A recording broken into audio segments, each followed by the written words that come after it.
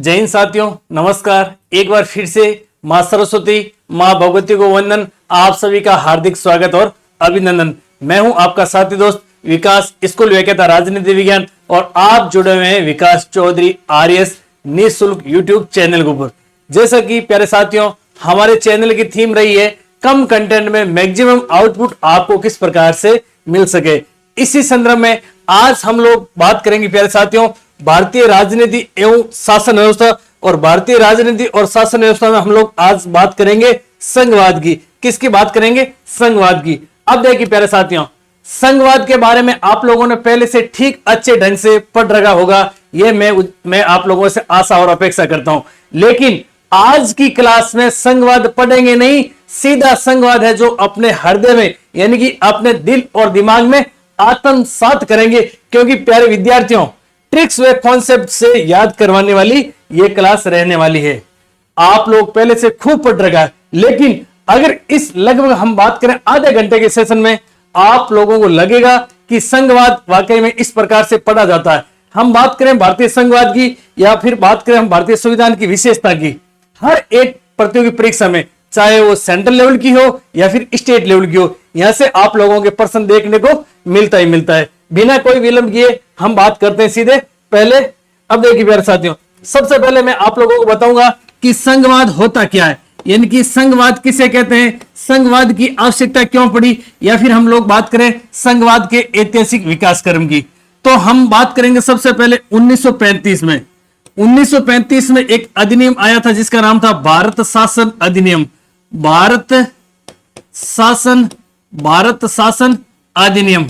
अब देखो प्यारे साथियों, भारत शासन अधिनियम जब आया था उस समय भी संघवाद की बात हुई थी, यानी कि संघवाद या फिर अपन बात करें संघीय शासन व्यवस्था अपनाने की बात की गई थी। लेकिन संघीय शासन व्यवस्था की बात केवल और केवल बात की थी, यह बात है जो सिरे नहीं चढ़ी। सिरे नहीं चढ़ने का कारण क्या रहा? यह बात है जो सिरे नहीं चढ़ी, सिरे नहीं चढ़ी और सिरे नहीं चढ़ी। और इसका कारण क्या था? इसका कारण यह था कि रियासतों के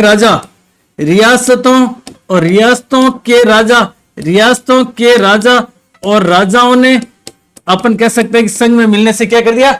रियासतों के राजाओं ने संघ में मिलने से मना कर दिया। तो यह बात सिरे नहीं चढ़ी। उसके बाद में समय आगे बढ़ता है और आता है प्यारे विद्यार्थियों एक मिशन जिसका नाम है आपके कैबिनेट मिशन। कौन सा मिशन आता है? कैबिनेट मिशन आता है।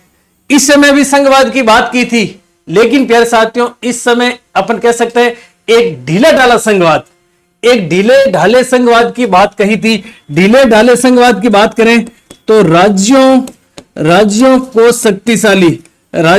को शक्तिशाली बनाने की बात कही थी, लेकिन यह बात भी सिरे नहीं चढ़ी। समय आगे बढ़ा, हम बात करेंगे भारतीय संविधान सभा। भारतीय संविधान सभा और भारतीय संविधान सभा में एक ऐसा संघवाद अपनाने पर बल दिया गया जो कि हम कह सकते हैं कि वर्तमान में भी यह संघीय शासन व्यवस्था चल रही है। अब देखिए प्यारे साथियों, बात करें कि सर संघवाद का अर्थ क्या होता है। संघवाद के अर्थ की बात करें तो वह राज्य की बात करें तो यहां पर राजस्थान नहीं, राज्य की बात करें तो राजनीति विज्ञान की शब्दावली में राज्य भारत है। भारत को देश न कह करके राजनीति विज्ञान की शब्दावली में राज्य कहा जाता है। राज्य क्यों कहा जाता है? क्योंकि एक राज्य किसे कहते हैं? राज्य के पास में एक निश्चित सरकार होती है, राज्य के पास में एक निश्चित भूभाग होता है और राज्य के पास में एक निश्चित संप्रभुता होती है। राज्य के पास में एक निश्चित सरकार, यानी निश्चित सरकार, निश्चित भूभाग, निश्चित जनसंख्या और निश्चित संप्रभुता, ये चारों चीजें जो राज्य के आवश्यक तत्व बताए थे गार्डनर ने, भारत के पास में। संघीय शासन व्यवस्था में शक्तियों का क्या होता है? अब देखो, संघीय शासन व्यवस्था की बात करें ना तो संघीय शासन व्यवस्था में सबसे बेस्ट उदाहरण तो आपके एक आता, आप अपन कह सकते हैं एक भारत का। उसके बाद में हम कह सकते हैं कि संघीय शासन व्यवस्था है आपके यूएसए में भी है। अब आप लोगों को पहले यह बता देता हूं कि भारत में संघीय शासन व्यवस्था, संघात्मक शासन व्यवस्था भारत में कहां से ली गई, तो ध्यान रखना प्यारे विद्यार्थियों, भारत में संघात्मक शासन व्यवस्था को ग्रहण किया गया था। कहां से? कनाडा से। अब देखो, संघीय शासन व्यवस्था में ही एक नागरिकता की बात करें ना तो भारत में भी संघीय शासन व्यवस्था है और यूएसए में भी संघीय शासन व्यवस्था है, लेकिन भारत में है प्यारे विद्यार्थियों एक हरी नागरिकता।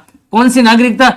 एक हरी नागरिकता, एक हरी नागरिकता। जबकि हम बात करें यूएसए में है आपके दोहरी नागरिकता। कैसी है? दोहरी नागरिकता। अब देखो, अब आप लोगों के मन में आ रहा है कि सर यूएसए में भी संघवाद है, भारत में भी संघवाद है।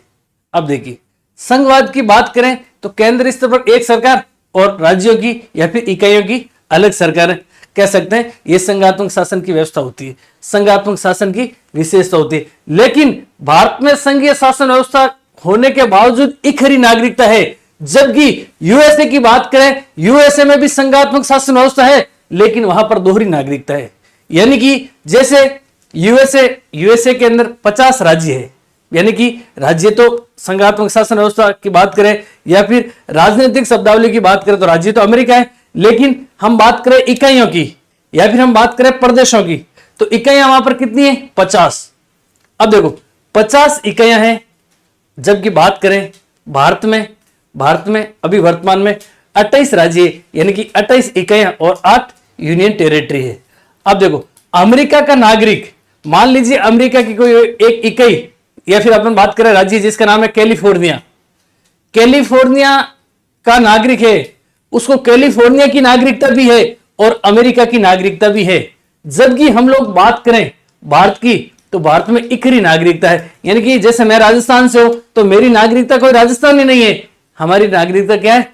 इंडियन है, या फिर हम कह सकते हैं कि भारतीय है। मुख्य रूप से हम लोग बात करें कि संघात्मक शासन व्यवस्था में, तो संघात्मक शासन व्यवस्था में एक केंद्र स्तर पर सेंट्रल गवर्नमेंट होती है और एक राज्यों की यानी कि स्टेट गवर्नमेंट होती है। अब देखो, संघीय शासन व्यवस्था में से अक्सर प्रश्न क्या आता है? संघीय शासन व्यवस्था की बात करें तो प्रश्न प्यारे विद्यार्थियों, नॉर्मली प्रश्न यहां से आने शुरू होते हैं संघात्मक शासन व्यवस्था के। और हर एक एग्जाम में, चाहे हम लोग बात करें पटवारी का हो, चाहे वीडियो का हो, या फिर एग्जाम चतुर्थ श्रेणी का हो, या फिर पशु परिचर का हो, या फिर आरएस का हो, या फिर बात करें असिस्टेंट प्रोफेसर का हो, या फिर स्कूल लेक्चरर का हो, या फिर आईएएस, कोई भी एग्जाम हो, यहां से आप लोगों के 1% देखने को मिलता ही मिलता है। अब देखो, भारतीय संघवाद और भारतीय संघवाद पर विभिन्न विद्वानों ने अपने अपने विचार रखे, यानी अपने अपने मत रखे कि भाई भारतीय संघवाद किस प्रकार का संघवाद है। सबसे पहले हम लोग बात करें, एक विद्वान है जिसका नाम है प्यारे विद्यार्थियों मोरिस जोन्स ने कहा कि भारतीय संघवाद सौदेबाजी वाला संघवाद है। कौन सा संघवाद है? सौदेबाजी वाला, यानी कि बार्गेनिंग फेडरेशन है। भारत का संघवाद है जो बार्गेनिंग फेडरेशन है। अब देखो, ये आपके विद्वानों के नाम दे रखे हैं और इधर विद्वानों ने जो मत दिए थे यानी जो विचार दिए थे भारतीय संघवाद में, वो बातें दे रखी है। आप लोगों की दिक्कत क्या होती है कि आप लोगों को ये दोहरे याद होते हैं, दोहरे यानी आसानी से आप लोगों को याद नहीं होते, मुझे भी नहीं होते थे। मेरी जिस प्रकार से मुझे दोहरे याद हो रहे वैसे भी आपको ही दोहरे याद हो रहे, लेकिन मैं कोशिश कर रहा हूं कि ये थोड़े कैसे याद हुए, यानी कि इजी वे में आप लोगों को याद कैसे हुए। हम कॉन्सेप्ट के तौर पे भी पढ़ेंगे और ट्रिक्स के तौर पर भी पढ़ेंगे। अब देखो, मोरिस जोन्स ने भाई साहब भारतीय संघवाद को कहा सौदेबाजी वाला संघवाद। पहले तो हम देख लेते हैं कि सौदेबाजी वाला संघवाद का तात्पर्य क्या होता है। सौदेबाजी वाले संघवाद की बात करें, इसका सर तात्पर्य क्या होता है, तो ध्यान रखना, सेंट्रल गवर्नमेंट से स्टेट गवर्नमेंट सौदा करती है। सौदे की बात करें, सर कौन सा सौदा करती है? कोई भिंडी टमाटर आलू लेती है? नहीं, वो नहीं लेती है। सौदा कौन सी करती है? आप लोग जानते हैं कि भारत की बात करें तो लगभग आपके पहले, दूसरे और तीसरे तीनों लोकसभा चुनाव के अंदर कांग्रेस को भारी बहुमत मिला था, आप अच्छे से जानते हैं। उसके बाद में बात करें, बहुमत थोड़ा कभी कम कभी थोड़ा कभी ज्यादा ऐसा मिलता रहा। लेकिन समय आता प्यारे विद्यार्थियों 1989 यानी कि 1989 के बाद में भारत के अंदर गठबंधन की राजनीति का शुरुआत होती है। कौन सी राजनीति? गठबंधन और गठबंधन की राजनीति, गठबंधन और गठबंधन की राजनीति का प्रारंभ एक तो आपके ये प्रश्न छपेगा कि भारत में गठबंधन की राजनीति का प्रारंभ कब हुआ, तो ध्यान रखना कब हुआ था, 1989 से प्रारंभ हुआ। अब देखो गठबंधन की राजनीति में क्या होता है, पहले तो आप लोगों को यह ध्यान में रखना चाहिए कि सर गठबंधन क्या होता है। गठबंधन की बात करें तो दो या दो से अधिक दल मिलकर के अपने साझे हितों की पूर्ति के लिए मिलते हैं, एकजुट होते हैं, उसे गठबंधन कहा जाता है, यानी कि कोएलिशन कहा जाता है, या फिर हम कह सकते हैं अलायंस कहा जाता है। बात करें सर कोई ऐसे अलायंस भी है क्या, बिल्कुल है। सर कब बने आप ये भी बताओगे, बिल्कुल बताऊंगा। ध्यान रखना प्यारे विद्यार्थियों, 15 मई और 15 मई 1998 की बात करें ना तो भारत में एक गठबंधन बना, उसका नाम था, ध्यान रखना प्यारे विद्यार्थियों, एनडीए। एनडीए की बात करें तो नेशनल डेमोक्रेटिक अलायंस, क्या नाम है, नाम है सर इसका नेशनल और नेशनल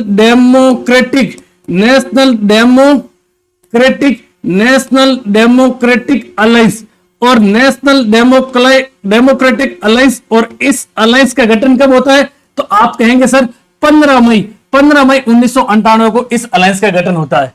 अब देखना इस अलायंस का नेतृत्व कौन करता है, तो ध्यान रखना इस अलायंस का नेतृत्व करती है आपके प्यारे विद्यार्थियों भारतीय जनता पार्टी।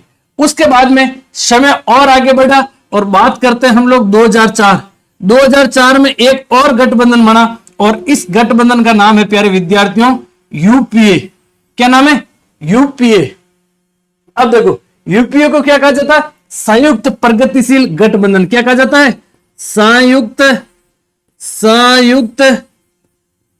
प्रगतिशील गठबंधन। ठीक है भाई साहब, गठबंधन। इस गठबंधन की बात करें, इस गठबंधन का नेतृत्व करती है प्यारे विद्यार्थियों कौन सी पार्टी, तो ध्यान रखना आपके कांग्रेस पार्टी। अब देखो अभी हाल ही के लोकसभा चुनाव में एक और गठबंधन बना और इस गठबंधन का नाम था आपके प्यारे विद्यार्थियों इंडिया। गठबंधन का नाम क्या था, इंडिया। तो आप एक तो इन गठबंधनों को याद रख लेना लगे। भारत में गठबंधन की राजनीति का प्रारंभ कब हुआ, तो 1989 से हुआ। अब हम वापस आ जाते हैं मॉरिस जोन्स के ऊपर। मॉरिस जोन्स ने भारतीय संघवाद को कहा था आपके सौदेबाजी वाला संघवाद। सौदेबाजी वाला संघवाद इसलिए कहा कि 1989 के बाद भारत में हम बात करें केंद्र में तो कोई भी पार्टी को स्पष्ट है जो बहुमत नहीं मिलता था।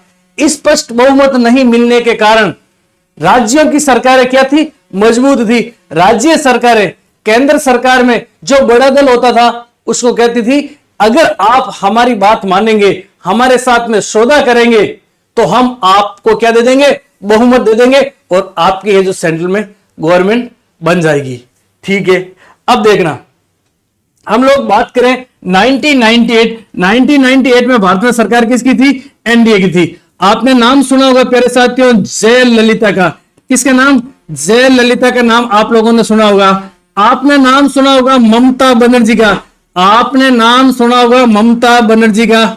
ये आपके इस समय 1998 में एनडीए की सरकार से खूब सौदेबाजी करती थी।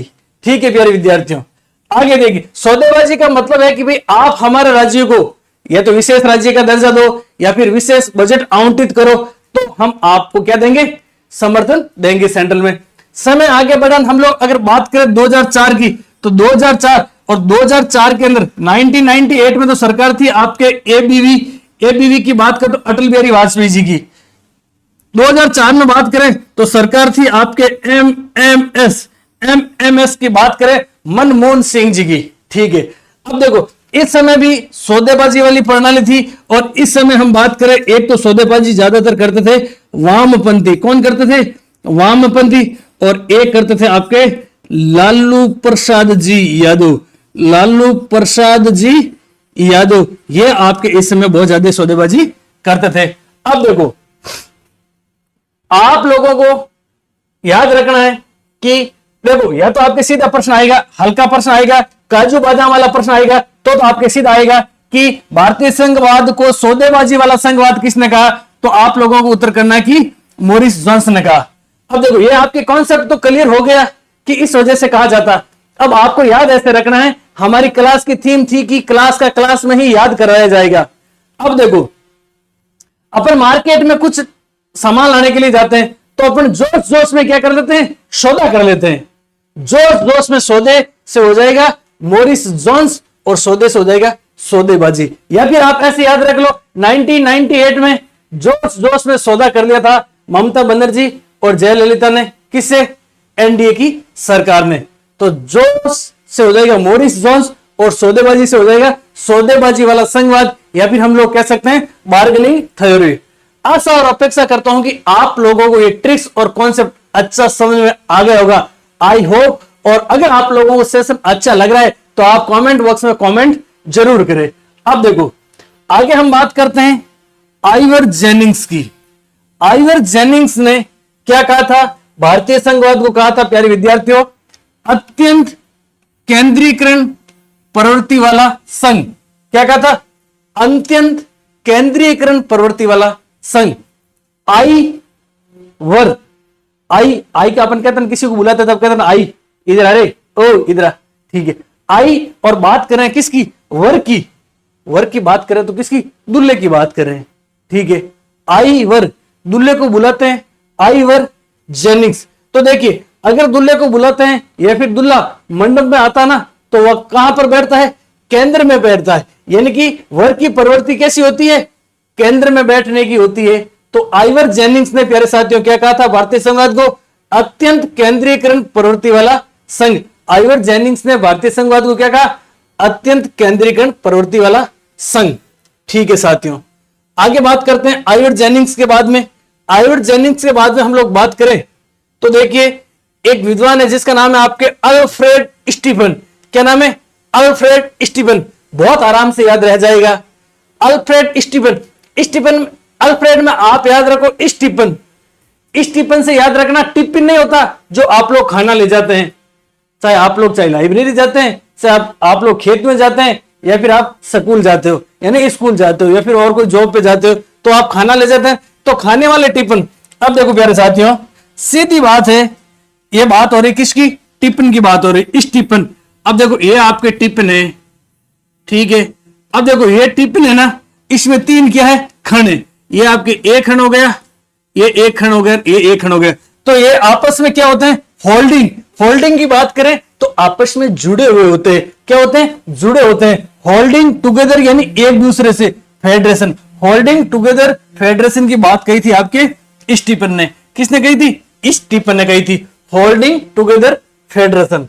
अब देखो डीडी बसु साहब, डीडी बसु साहब ने कहा था कि भारतीय संघवाद संघात्मक और एकात्मक का क्या है, मिश्रण है। अब देखो प्यारे साथियों नाम क्या है, डी बसु। अब देखो अपन यहां लिखते हैं ये डी और ये डी एक जैसा लगता है, ठीक है। अब देखो हम बात करें शक्कर, शक्कर और बात करें हम पानी, पानी में शक्कर को डालेंगे तो एक जैसी लगेगी, यानी कि उसका मिश्रण हो जाएगा। तो ये भी डी और डी एक जैसा है, और यहां पर बात हो रही किसकी, मिश्रण की बात हो रही। यानी भारतीय संविधान संघात्मक व एकात्मक का क्या है, मिश्रण है। यह बात किसने कही थी, यह बात कही थी प्यारे साथियों डी बसु ने कही थी। उसके बाद में हम लोग बात करें अगले विद्वान की, तो अगले विद्वान की बात करें तो विद्वान है प्यारे साथियों जिनका नाम है आपके के संतानम। क्या है, देखो विद्वान का नाम है के संतानम। अब देखो के को तो छोड़ो आप एक बार के लिए, आपको याद रखने संतानम। संतानम की बात हम करें तो संता के नाम अपन कह सकते हैं, संतानम राम नाम सत है, गया तो गत है, ठीक है। संतानम, संतानम क्या होते हैं या फिर संत क्या होते हैं, संतों को हम लोग परम और उच्च दर्जा देते हैं। मान लो अपने घर पे संत आते हैं तो अपने कहते हैं ना आओ संत आओ बैठो, यानी अपन बढ़िया आसन करते हैं फिर उनको वहां पर बिठाते हैं। तो संतों की बात आएगी तो परम उच्च यानी सबसे ऊपर बिठाएंगे किनको, संतों को। या फिर अपन कह सकते हैं संत हमारे लिए क्या है, सर्वोपरि है। अब देखो आपके लिए सर्वोपरि कौन है मुझे नहीं पता, लेकिन अपने को तो यहां पर याद करना है। तो अपने संघवाद की बात आएगी तो संतानम, संतानम में याद रखना सर्वोपरि संघवाद या फिर परम उच्च संघवाद। इसे अंग्रेजी में कहा जाता है पैरामाउंटेंसी फेडरेशन। अब देखो प्यारे साथियों आगे बात करें, विद्वान है जिसका नाम आपके चार्ल्स टालरटन। क्या है, टालरटन, या फिर अपन इसको कहते हैं टारल्टन, टारल्टन भी कह सकते हैं। ठीक है, टारल्टन ने बात क्या कही थी? टारल्टन ने बात कही थी कि भारतीय संघवाद है जो आपके विषम संघवाद है। क्या है? एसिमेट्रिक फेडरेशन है। क्या है? एसिमेट्रिक फेडरेशन है। अब देखो यहां क्या लिखा हुआ है? टारल्टन। अगर टारल टारल लिखा आता तो अपन कहते हैं कि ये सम है, लेकिन पहले तो लिखा है टारल फिर है टन, तो ये सम नहीं है, क्या है? विषम है। तो ये हो जाएगा आपका विषम संघवाद, यानी कि टारल्टन। टारल्टन ने क्या कहा था? विषम संघवाद, या फिर इसने कहा था एसिमेट्रिक फेडरेशन। किसके बारे में कहा था? भारतीय संघवाद के बारे में कहा था। आप लोगों को भूलना नहीं है, क्योंकि यहां से 1% आपके एग्जाम में देखने को मिलेगा ही मिलेगा। आगे हम लोग बात करें तो देखिए, एक विद्वान है जिसका नाम है केसी वहीर। क्या है? केसी वहीर। केसी वहीर साहब ने क्या कहा था? केसी वहीर साहब ने भारतीय संघवाद को कहा भाई साहब अर्ध संघ। क्या कहा? अर्ध संघ। और अर्ध संघ की बात करें ना तो कहा था आपके क्वेसी फेडरेशन। अब देखो केसी वहीर के तो नाम में भी आधा वे आ रहा है, आधा वे आएगा तो वादी बात ही करेगा, पूरी बात थोड़ी करेगा। जिंदगी में ध्यान रखना प्यारे विद्यार्थियों, आप कोई भी काम करो ना पूरा काम करना, चाहे पढ़ाई करो पूरी पढ़ाई करो, खाना खाने बैठो पूरा खाना खाओ, स्नान करने बैठो पूरा स्नान करो, कहीं घूमने जाओ इंजॉय करने जाओ पूरा इंजॉय करो, किसी से प्यार करो पूरा प्यार करो, किसी के साथ धोखा करो पूरा धोखा करो। यानी जो काम करना पूरा करना, आधा मत करना। अधूरा तो अधूरा ही होता है।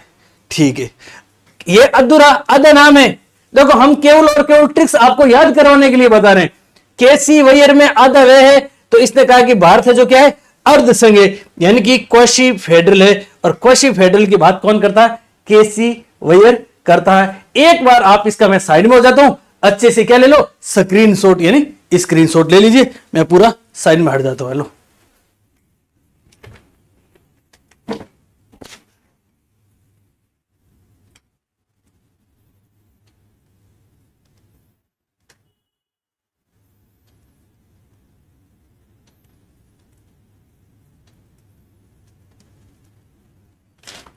ठीक है।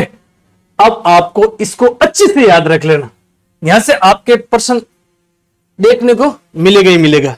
हम लगातार अगर बात करें प्यारे विद्यार्थी, इसमें और कुछ जोड़ना चाहते हैं तो और कुछ जोड़ सकते हैं।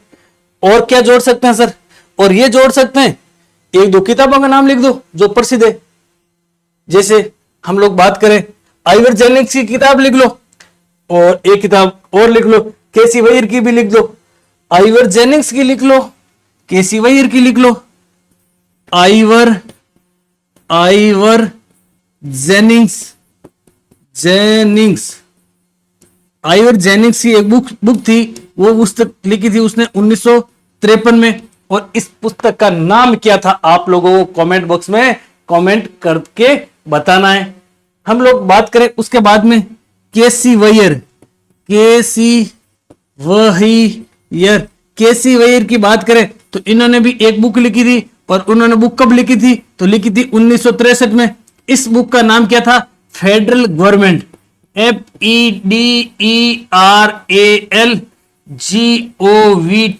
ये पुस्तक थी आपके केसी वहीर की। जबकि बात करें आइवर जेनिंग्स की तो थी आपके सम करेक्टरिस्टिक, CHARACTERSTIC,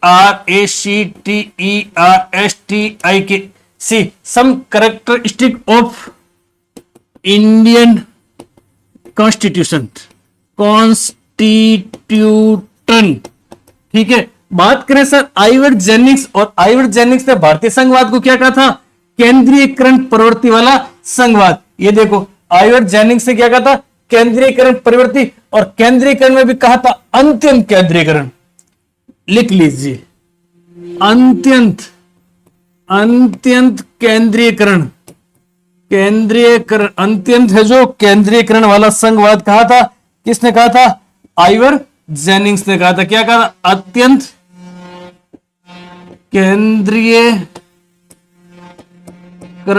वाला संघवाद। ठीक है, अब देखो केसी वहीर ने क्या कहा था? अर्ध संघवाद। क्या कहा था? अर्ध संघवाद। ये आप लोगों को किताबें याद रखनी, एक तो आइवर जेनिंग्स की और एक आपको याद रखनी किताब किसकी, किताब रखनी है आपको केसी वेयर की। अब देखो आगे बढ़ते हैं। चलो ये तो हो गया ना आपका, हाँ ये वाला हो गया है ना। यहां से आपके है ना इसके ऊपर आप लगा लो कितने शटर, 7 स्टार। ठीक है, आगे देखो, आगे की बात करें तो अम्बेडकर साहब ने एक बात कही थी। अम्बेडकर साहब ने कहा, और अम्बेडकर साहब ने क्या कहा था, अम्बेडकर साहब ने संविधान को संघात्मक के तंग ढांचे में नहीं डाला जा सकता।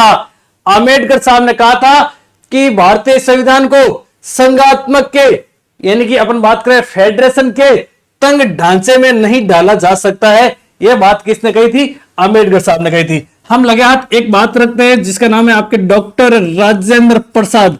डॉक्टर राजेंद्र प्रसाद जी, और डॉक्टर राजेंद्र प्रसाद जी ने कहा था कि नाम चाहे कोई भी हो ना, काम जनता के हित में करे, ऐसे संघवाद की हम लोग स्थापना करना चाहते हैं। चाहे उसका झुकाव केंद्र की ओर हो चाहे फिर राज्य की ओर हो, जनता के लिए कल्याणकारी जो अच्छा काम कर सके वो संघवाद होना चाहिए।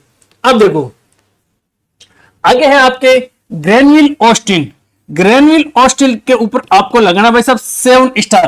क्या लगाना है, 7 स्टार लगाना है, क्योंकि इन्होंने कहा था भारतीय संघवाद है जो क्या है, सौहार्दपूर्ण संघवाद है, यानी कि एमिकेबल यूनियन है। बहुत इंपॉर्टेंट है, और आप लोगों को कमेंट बॉक्स में कमेंट करके बताना है कि ग्रेनविल ऑस्टिन की पुस्तक का क्या नाम है, पुस्तक का क्या नाम है, और यह पुस्तक कब प्रकाशित हुई थी। आप लोगों को कमेंट बॉक्स में कमेंट करके बताना है।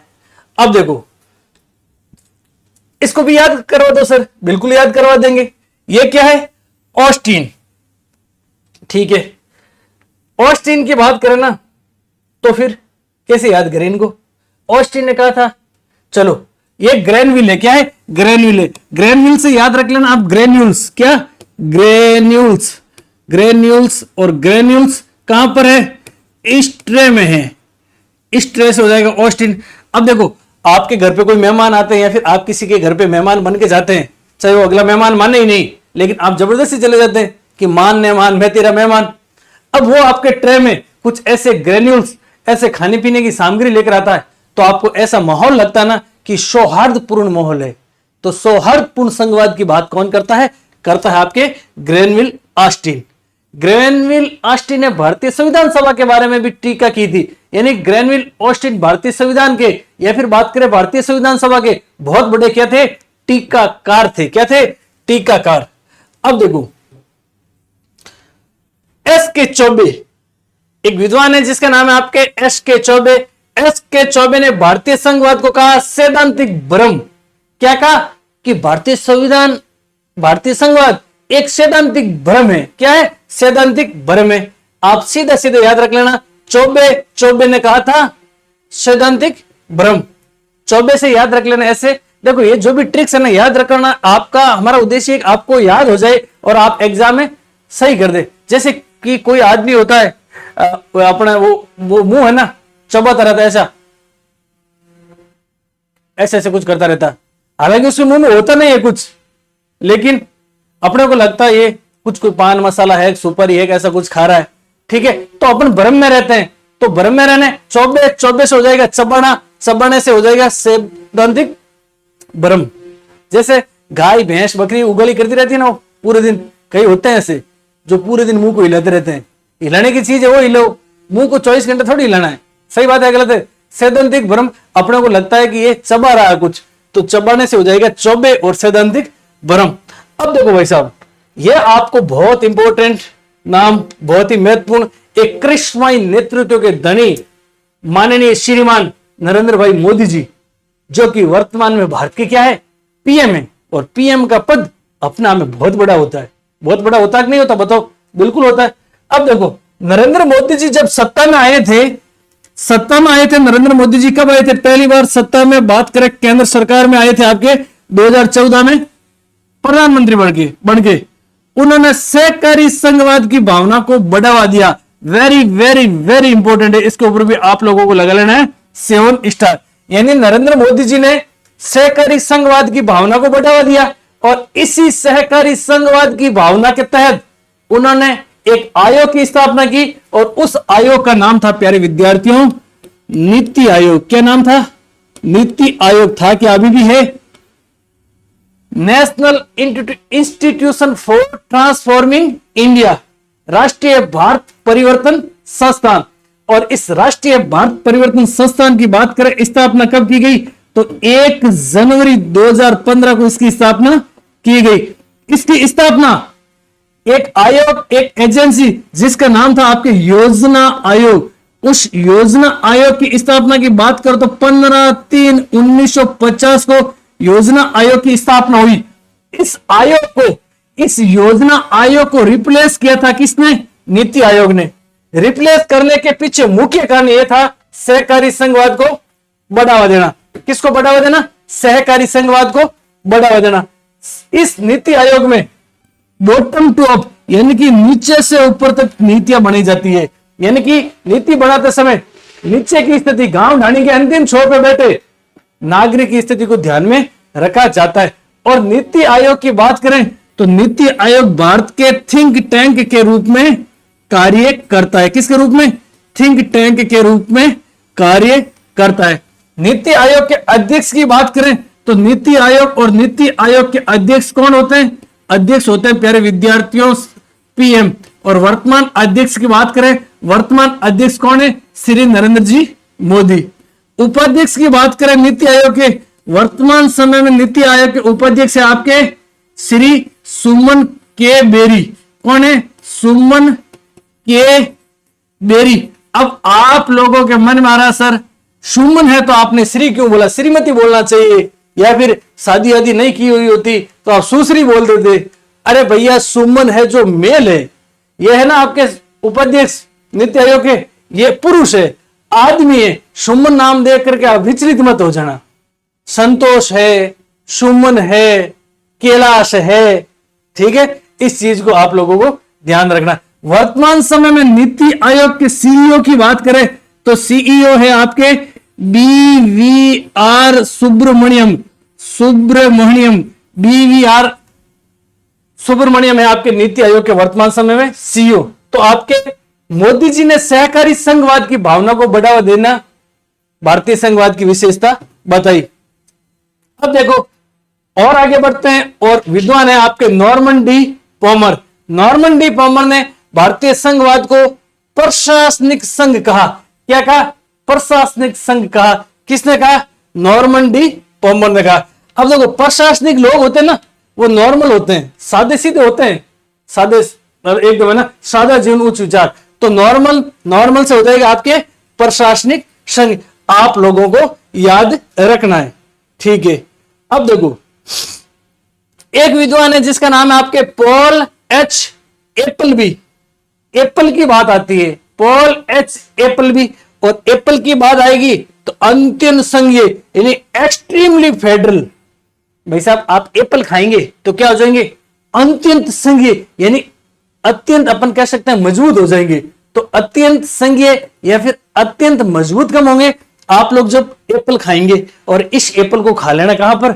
एग्जाम में। ये एप्पल आपके एग्जाम में आएगी ऐसा मुझे लगता है, और स्कूल लेक्चरर के एग्जाम में ये एप्पल आने की प्रबल संभावना है।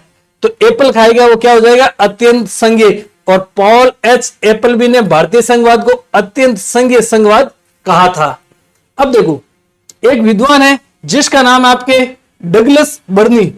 क्या नाम है? देखो डगलस बर्नी। डगलस बर्नी की बात करें तो डगलस बर्नी ने कहा था भारतीय संघवाद को अर्ध परिसंघीय। क्या कहा था? अर्ध परिसंघीय कहा था भारतीय संघवाद को। किसने कहा था? डगलस बर्नी ने कहा था। अर्ध परिसंघीय की बात कर देखो क्वासी कॉन्फेडरल, ये तो है क्वासी कॉन्फेडरल, और इधर हम लोगों ने पढ़ा क्वासी फेडरल। क्वासी फेडरल या अर्ध संघीय किसने कहा था? क्वासी फेडरल या अर्ध संघीय कहा था आपके केसी वयर ने। आप यहां पर लिख लीजिए quasi federal, quasi QUASSI quasi FEDERAL।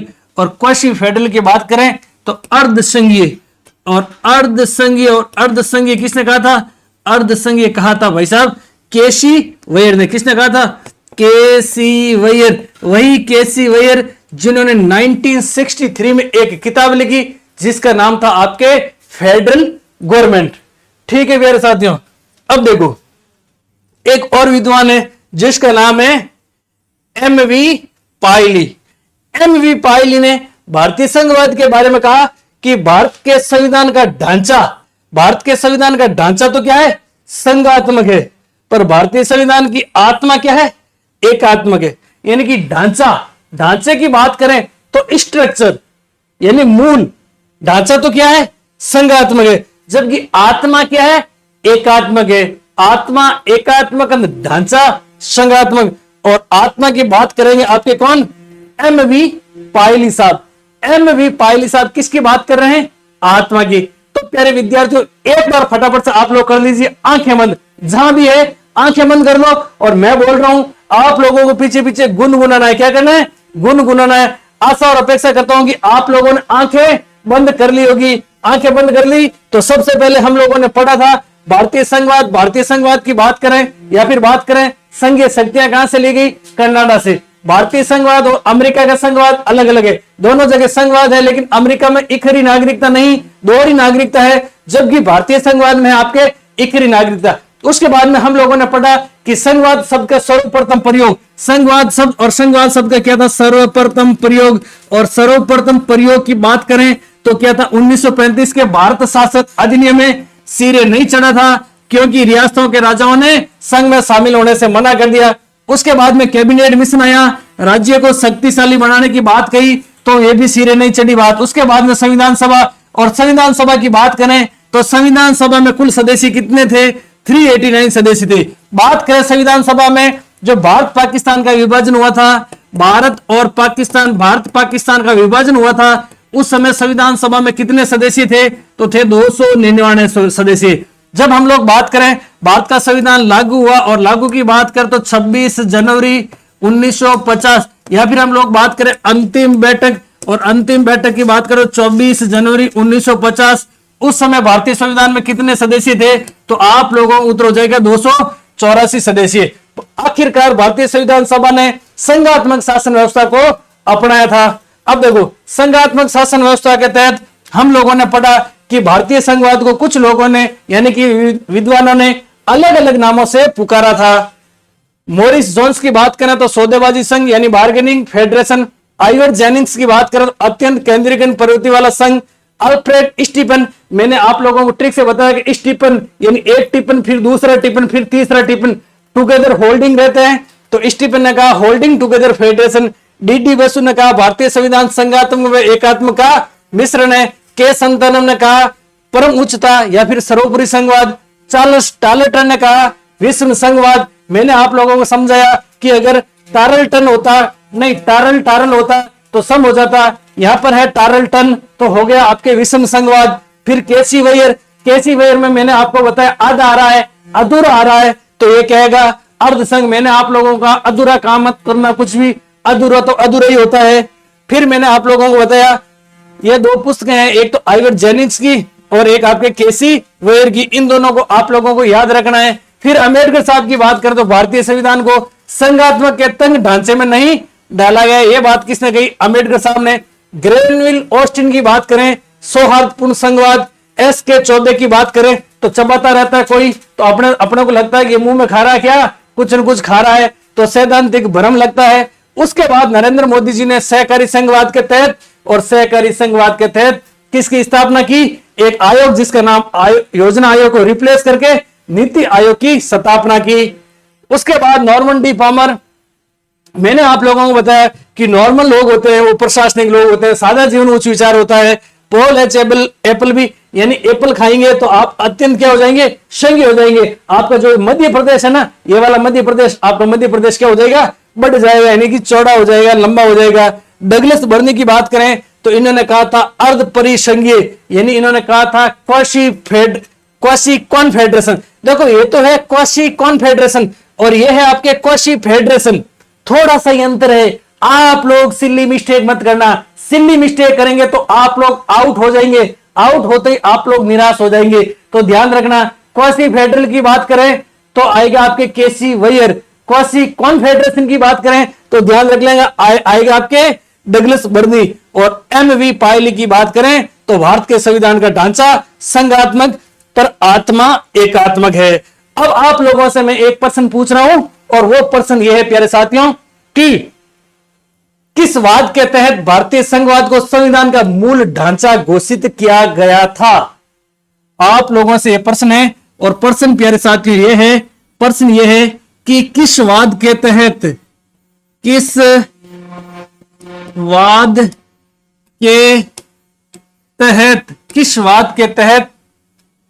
भारतीय संघवाद और भारतीय संघवाद को संविधान, कौन सा दान, संविधान और संविधान का मूल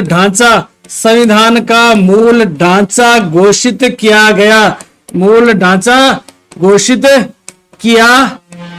गया। आप लोग फटाफट से इस प्रश्न का उत्तर दीजिए। तब तक मुझे एक प्रश्न और याद आ गया, आप लोगों को बता देता हूं। वो प्रश्न यह है कि जैसे चार्ल्स टार्लेटन ने कहा कि भारतीय संघवाद विषम संघवाद है, विषम संघवाद की बात करते हैं। चार्ल्स टार्लेटन, यह आपके चार्ल्स टार्लेटन, और टार्लेटन ने कहा था कि भारतीय संघवाद क्या है, विषम संघवाद है। विषम संघवाद कहा था किसने, चार्ल्स टार्लेटन ने कहा था। आप लोग कमेंट बॉक्स में कमेंट करके बताएं कि भारतीय संविधान का कौन सा अनुच्छेद या फिर किस अनुच्छेद के सब क्लोज यानी कि उप अनुच्छेद विषम संघवाद से संबंधित है। आप लोगों को कमेंट बॉक्स में कमेंट करके बताना है। तब तक इस प्रश्न का उत्तर मैं आप लोगों को बता देता हूं कि किस वाद के तहत भारतीय संघवाद को संविधान का मूल ढांचा घोषित किया गया था, और उस वाद का नाम था प्यारे विद्यार्थियों एस आर बॉम्बे वाद। और इस एस आर बॉम्बे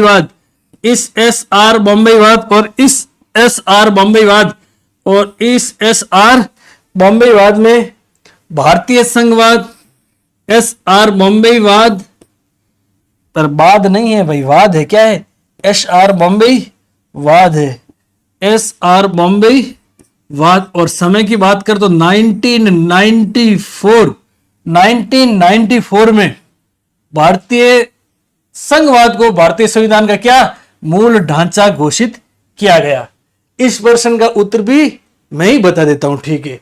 चार्ल्स टार्लेटन ने एसिमेट्रिक फेडरेशन कहा था। और हम बात करें भारतीय संविधान तो ध्यान रखना प्यारे विद्यार्थियों, भारतीय संविधान और भारतीय संविधान की बात करें, संविधान में अनुच्छेद कितने हैं, संविधान में अनुच्छेद तो है आपके 395। भाग की बात करें, भाग है आपके कितने, 22, कितने हैं, 22। अनुसूचियां की बात करें तो अनुसूचियां हैं आपके 12। एक अनुच्छेद है प्यारे साथियों, ध्यान रखना, आर्टिकल 371, आर्टिकल 371 और 71A से लेकर के 71J तक। यहां पर भारतीय संघवाद में विषम संघवाद की झलक देखने को मिलती है। क्या देखती है, झलक देखने को मिलती है, विषम संघवाद की झलक भारतीय संविधान के अनुच्छेद 371 से लेकर के 371A, B, C, D करके जे तक देखने को मिलती है। अब झलक से मुझे एक प्रश्न और याद आ गया, और वो प्रश्न है प्यारे साथियों, भारत में शासन व्यवस्था की बात करें या फिर निर्वाचन की बात करें तो निर्वाचन या फिर शासन की बात करें तो है प्रतिनिधिमूलक